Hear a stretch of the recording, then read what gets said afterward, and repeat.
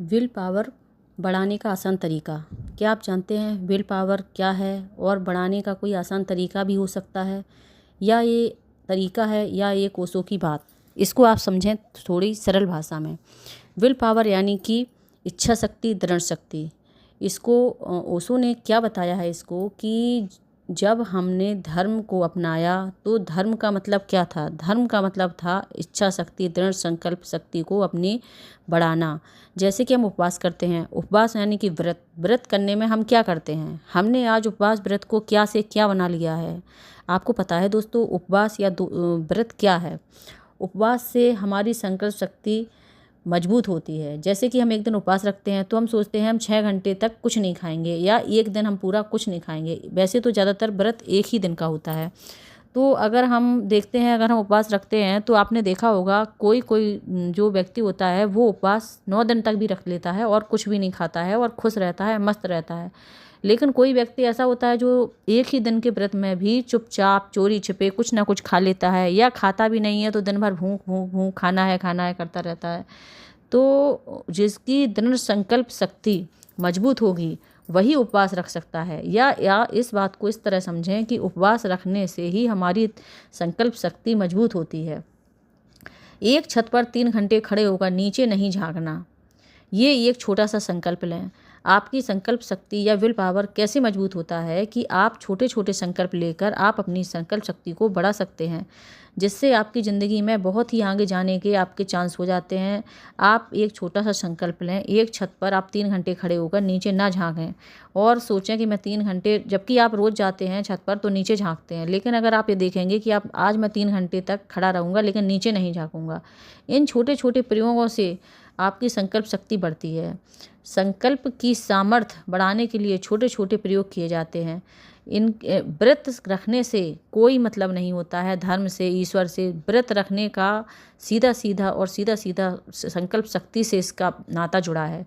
आप इस संसार में धर्म की साधनाएं नहीं हैं, ये असलियत इनकी क्या है। ऐसे आप समझें कि धर्म की, व्रत की जो असलियत है वह संकल्प शक्ति से ही जुड़ी हुई है, और वह संकल्प शक्ति के लिए ही की गई साधनाएं हैं जिनको करने से संकल्प शक्ति बढ़े। जैसे कि हम कभी व्रत रखते हैं और एक दिन का व्रत रखते हैं और फिर उसको पूरा करते हैं, तो धीरे धीरे जैसे हम संडे मंडे कोई एक दिन हफ्ते में रख लेते हैं और रोज़ व्रत रखते हैं, हर उसी दिन को व्रत रखते हैं, तो हमारी संकल्प शक्ति उससे मजबूत होती है। जब हम आगे भी कोई कार्य करने की सोचते हैं तो हम वो संकल्प शक्ति हमारी बढ़ जाती है और वो भी हम कर सकते हैं। लेकिन जो व्यक्ति एक दिन व्रत भी नहीं रख सकता उसकी संकल्प शक्ति बहुत कमज़ोर होती है। व्रत करने से हमें कोई फ़ायदा या नुकसान नहीं हो पाता।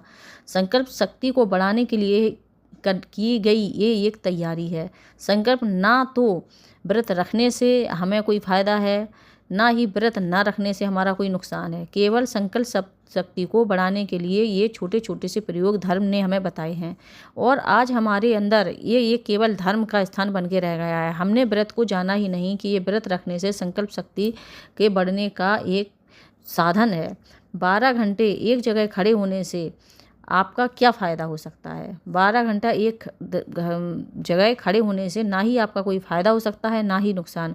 बस आपका एक निर्णय पूरा करना, इसकी एक दृढ़ संकल्प करना और संकल्प शक्ति को बढ़ाने के लिए ये ज़रूरी है। एक छत से न झांकने का संकल्प, तय की गई बात पूरी करना। सवाल ये है कि आपने तो जो तय किया है उसको पूरा कर पाते हैं। आपने जो पूरा कर लिया तो आगे आपकी संकल्प शक्ति धीरे धीरे छोटे छोटे प्रयोगों से धीरे धीरे बढ़ती जाएगी।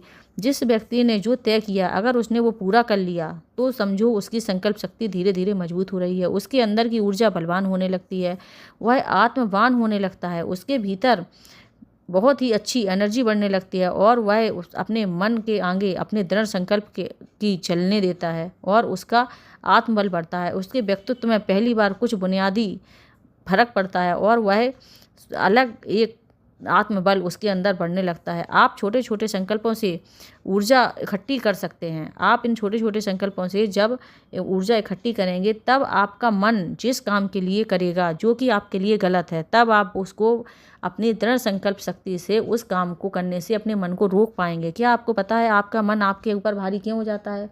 क्योंकि आपकी संकल्प शक्ति बहुत ही कमज़ोर है। आप एक कार में बैठे हैं और जा रहे हैं, जो आप संकल्प कर आप इसी में एक छोटा सा संकल्प करके देखें। आप कहें अपने मन में कि मैं आज कुछ भी हो, रास्ते में जो भी बोर्ड मुझे मिलेंगे मैं उन्हें नहीं पढ़ूंगा।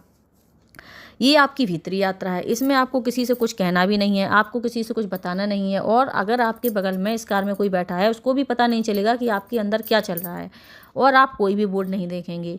अगर आपने आज कोई भी बोर्ड नहीं देखा तो आपका ये छोटा सा संकल्प जब पूरा होता है तो दोस्तों आपके ज़िंदगी में जो आने वाले संकल्प हैं बड़े बड़े, वो भी आप पूरे कर सकते हैं। आज आपका कार में बैठना व्यर्थ नहीं गया, आपको एक ऊर्जा इकट्ठी करने का मौका मिला। आपने ये कार में बैठकर ये छोटा सा जो संकल्प किया कि आज मैं बोर्ड नहीं पढ़ूंगा, और आपने अगर पढ़ लिए तो आपका संकल्प टूट गया, तो आप इसमें समझें कि आपकी संकल्प शक्ति बहुत ही कमज़ोर है।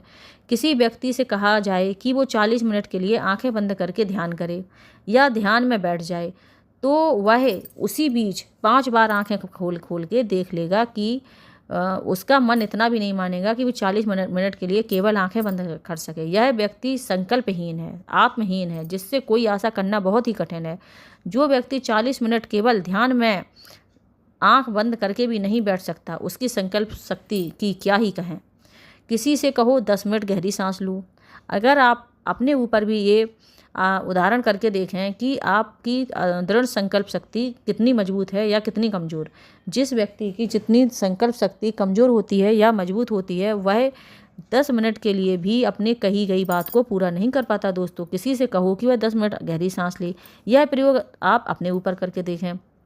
अगर आपको अपनी दृढ़ संकल्प शक्ति का जानना है कि कितनी है, तो इसके लिए आप एक छोटा सा प्रयोग करें। किसी से 10 मिनट के लिए आप गहरी सांस के लिए बैठ जाएं।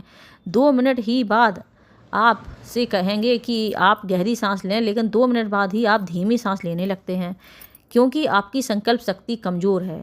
फिर आपसे कहो कि आपने धीमी सांस क्यों ली, तब आप फिर से गहरी सांस लेने लगते हैं। फिर थोड़ी देर में धीमी सांस लेने लगते हैं। गहरी सांस लेने से कोई कठिन बात नहीं। बात तो ये है कि 10 मिनट गहरी सांस लेने का एक छोटा सा संकल्प आप पूरा नहीं कर पा रहे हैं।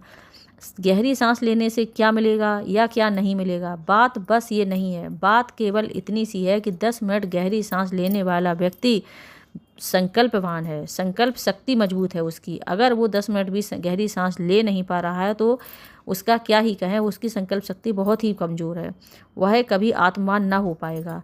ये भीतर की यात्रा है, ये भीतर ही कुछ प्रकट हो पाएगा। इससे आपको भीतर ये संकल्प पूरा करने से कुछ एहसास होगा। ये किसी चीज़ को अगर जीतेगा, अगर किसी ने एक छोटा सा संकल्प पूरा किया है तो उसका रिजल्ट उसे उसके आगे के निर्णय में मिलेगा, क्योंकि उसने जो संकल्प पूरा किया है वो दृढ़ संकल्प वो आगे चल के किसी भी चीज़ में जब लेगा तो उसको उससे बहुत ही फायदा होगा।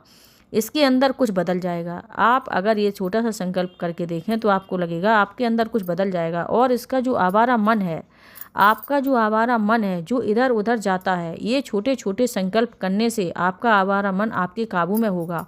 और आपका जो आपको उससे जो पता चलेगा कि इस आदमी के उससे आपको पता चलेगा कि आपके साथ जो नहीं चल सकता।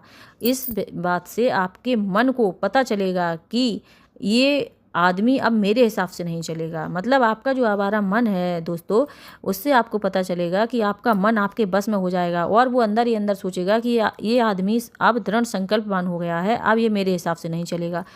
तो आपका मन आपके साथ जीना शुरू कर देगा और इसके हिसाब से और उसको लगेगा कि उसे आपके हिसाब से ही चलना पड़ेगा।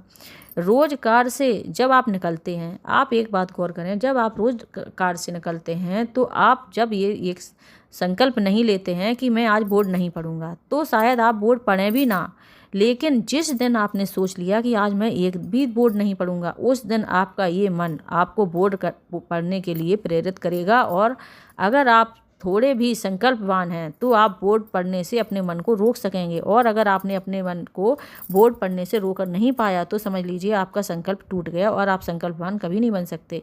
इसलिए आप छोटे छोटे संकल्पों से शुरू करें, क्योंकि बड़े संकल्प आप इकट्ठा नहीं कर सकते। लेकिन जिस दिन आप तय करेंगे कि आप बोर्ड, आपको पता चलेगा कि आज मुझे बोर्ड नहीं पढ़ना है, उस दिन आपका मन आपको 1000 बहाने बनाएगा, क्योंकि मन की ताकत उसी व्यक्ति पर चल सकती है जो संकल्पहीन है। जो छोटे छोटे संकल्प पूरे नहीं कर पाता उसका संकल्प बहाना जो छोटी छोटी बातें पूरी नहीं कर पाता, उसके संकल्पवान होने का बहुत ही बड़ा खतरा है। वो संकल्पवान हो नहीं सकता।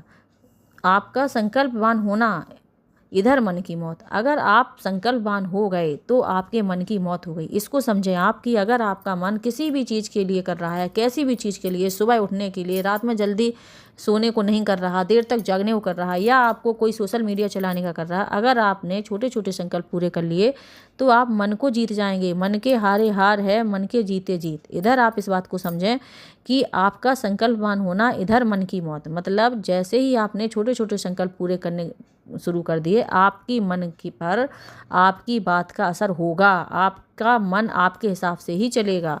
विल जितनी मजबूत होगी, मन उतना मुर्दा। आपका जितना संकल्प मजबूत होगा, आपका मन उतना मुर्दा। मतलब मन एकदम शांत बैठ जाएगा, फिर वो आगे आपके नहीं बोलेगा, क्योंकि उसकी समझ आ जाएगा कि अब मेरी इस व्यक्ति के सामने नहीं चलने वाली। मन जितना मजबूत होगा, मन जितना मजबूत होगा, संकल्प उतना क्षीण होगा। आपका मन अगर जितना मजबूत होगा, यानी कि आपका मन कर रहा है कि मुझे ये काम करना है, जबकि आप अंदर से सोच रहे हैं कि मुझे नहीं करना, लेकिन मन के सामने अगर आपकी नहीं चल रही है, तो आप दोस्तों संकल्पवान ज़िंदगी में नहीं बन पाएंगे। मन उतना ही कमज़ोर होना चाहिए जितना संकल्पवान व्यक्ति को संकल्प मजबूत होना।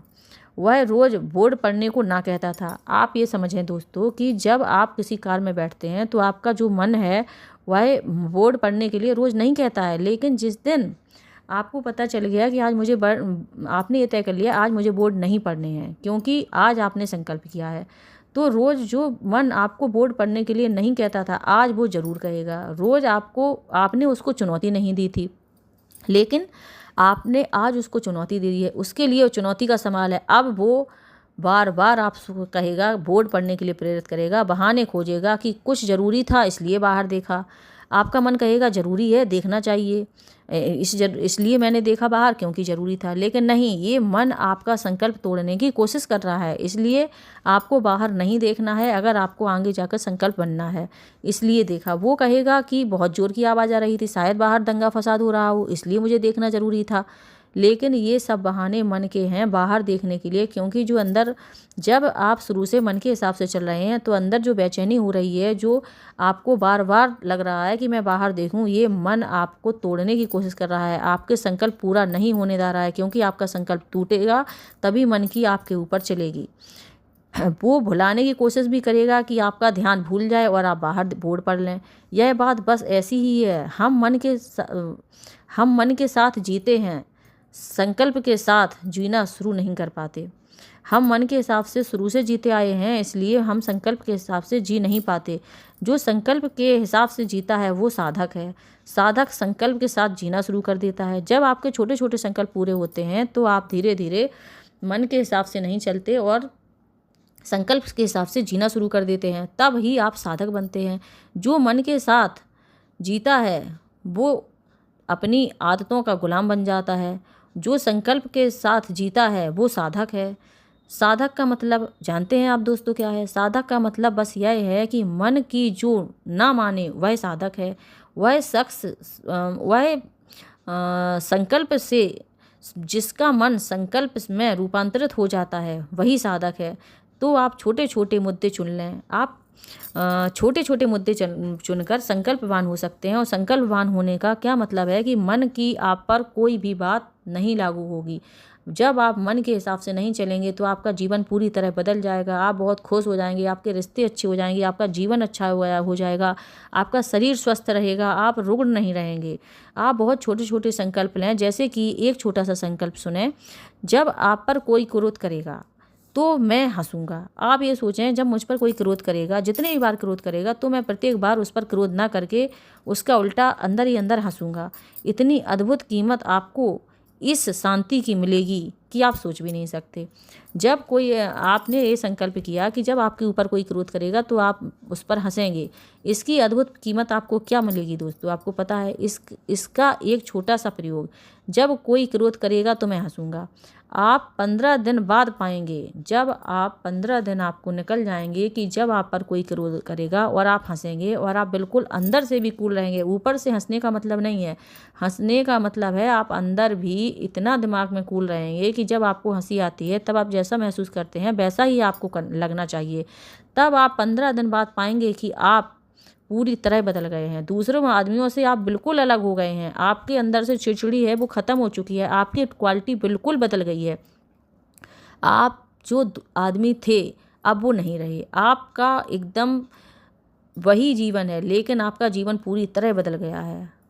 बस 15 दिन करके देखें, जो 15 दिन पहले थे वह अब आप नहीं रहे। बस छोटे छोटे निर्णय करें और जीने की कोशिश करें। आप छोटे छोटे निर्णय करें और फिर उनमें जीने की कोशिश करें। इसका मतलब ये है दोस्तों कि आप छोटे छोटे संकल्प लें। छत से नहीं देखना, बाजार जाएंगे तो आज हम अपना चाट नहीं खाएंगे क्योंकि ये हमारे शरीर के लिए नुकसान करती है। जब आप ये छोटे छोटे संकल्प पूरा करने लगेंगे तो फिर आप ज़िंदगी में, जीवन में दोस्तों बड़े बड़े संकल्प भी पूरा करने लगेंगे। वो फिर उन संकल्पों में जीने की कोशिश करें और धीरे धीरे कोशिश करते करते करते करते आप उन्हीं संकल्पों में जीने लगेंगे और आप आत्मबल आपके अंदर आ जाएगा। आप संकल्पवान हो जाएंगे। आप अब बड़े बड़े संकल्प भी करने लगेंगे। तब आप बड़े संकल्प करें। जब आप देखें कि आपके संकल्प छोटे छोटे पूरी तरह अब पूरे होने लगे हैं तब आप एक बड़ा संकल्प करें। फिर धीरे धीरे आप बड़े संकल्प करें। जब आपको लगे कि मेरे बड़े बड़े संकल्प भी अब मैं कर सकता हूँ तब आप एक अंतिम संकल्प करें।